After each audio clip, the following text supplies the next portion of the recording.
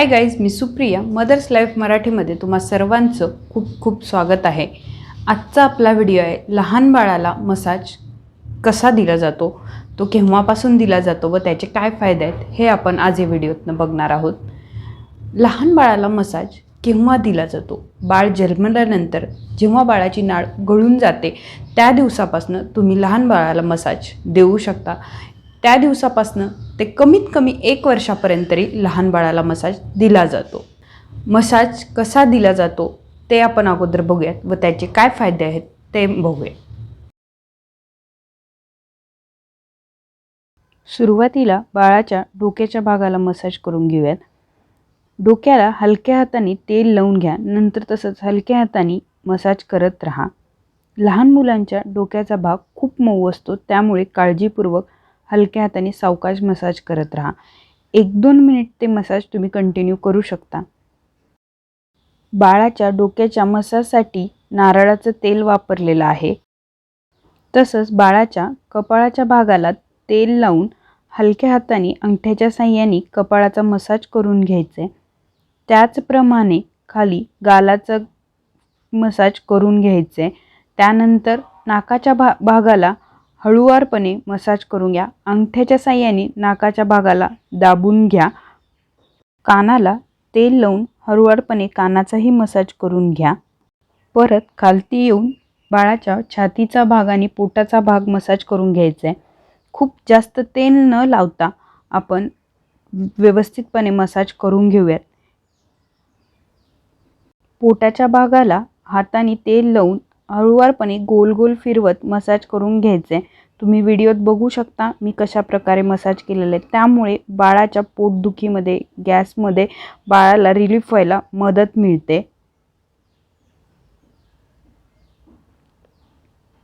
बाळाच्या बेंबीमध्ये वगैरे बिलकुल तेल सोडायचं नाहीये, त्यामुळे बाळाला इन्फेक्शन होऊ शकतं। हाताने गोल गोल फिरवत पोट, छातीचा भाग व्यवस्थितपणे मसाज करून घ्यायचे। बाळाला मसाज करतेवेळी हलक्या हाताने मसाज करायचे। बाळाला जितकं सहन होईल तितकंच प्रेशर देऊन मसाज करून घ्या। पोटाचा मसाज झाल्यानंतर बाळाच्या हाताला मसाज करून घ्यायचे। परत एक वेळेस हाताला तेल लावून बाळाला अलगद हाताने गोल गोल फिरवत मसाज करायचे। हाताला मसाज करतेवेळी बाळाचा कोपरा, तळहात या सर्व भागांना, तसेच बाळांची बोटं या सर्व भागांना व्यवस्थितपणे मसाज करून घ्यायचे आहे।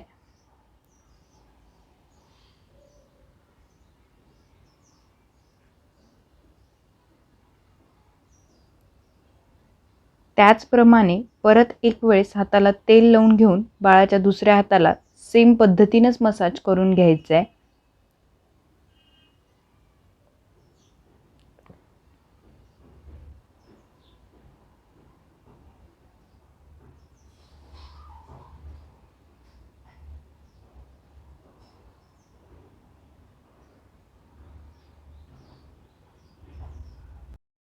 हाताचा मसाज झाल्यानंतर तसंच पायाच्या भागाला पण मसाज करून घ्यायचं आहे। परत एक वेळेस तेल लावून व्यवस्थितपणे पायाच्या भागाला मसाज करायचा आहे। पायाच्या भागाला मसाज करतेवेळी अंगठ्याने प्रेशर देऊन पायाच्या भागाला मसाज करून घ्यायचं आहे। बाळाचा गुडघा, तळपाय त्या सर्व भागांना व्यवस्थितपणे प्रेशर देऊन मसाज करून घ्यायचं आहे।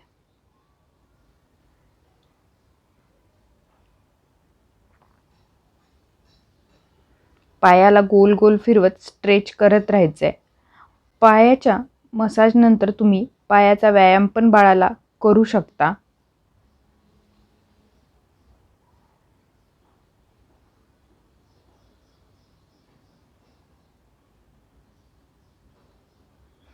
त्याच पद्धतीने दुसऱ्या पायाला पण तेल लावून घेऊन तुम्ही मसाज करून घ्या। बाळाच्या तळपायाला अंगठ्याच्या साहाय्याने व्यवस्थितपणे मसाज करायचा आहे। व्यवस्थितपणे तेल पण लावून घ्यायचे।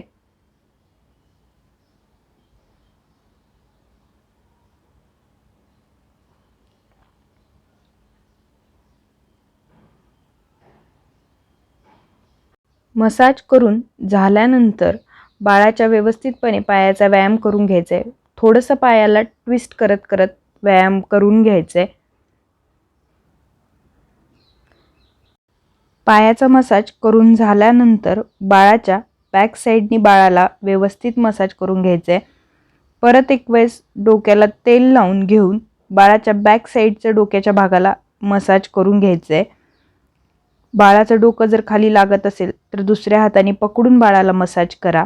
बाळाचं नाक दबलं जाणार नाही. परत एक वेळेस हाताला तेल लावून बाळाच्या मानेच्या भागाला, पाठीच्या भागाला तेल लावून घ्या व मानेला अलगद हाताने मसाज करा.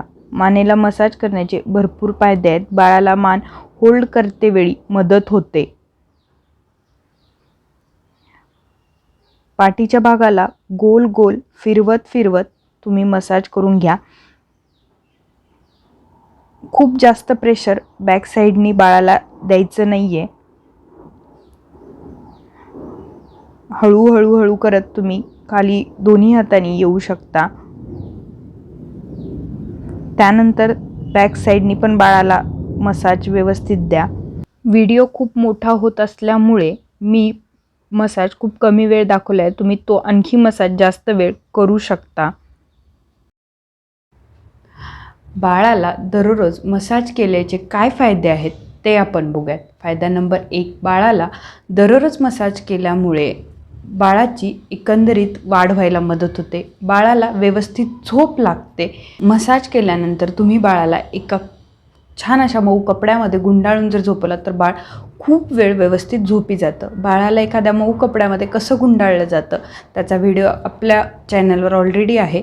तुम्ही तोही चेकआउट करू शकता. त्याची लिंक मी डिस्क्रिप्शन बॉक्समध्ये देते. फायदा नंबर 2, बाळाचे हाडे मजबूत व्हायला मदत मिळते. बाळाच्या हाताचा, पायाचा मसाज दररोज केल्यामुळे बाळाची मोटर स्किल डेव्हलप व्हायला मदत होते. फायदा नंबर 3, बाळाच्या पोटाची दररोज मसाज केल्याने बाळाची पचनक्रिया वाढते. जर तुमच्या बाळाला गॅस होत असेल व तुम्ही दररोज पोटाचा मसाज केला तर त्यावेळेला पण त्यापासून बाळाला आराम मिळतो.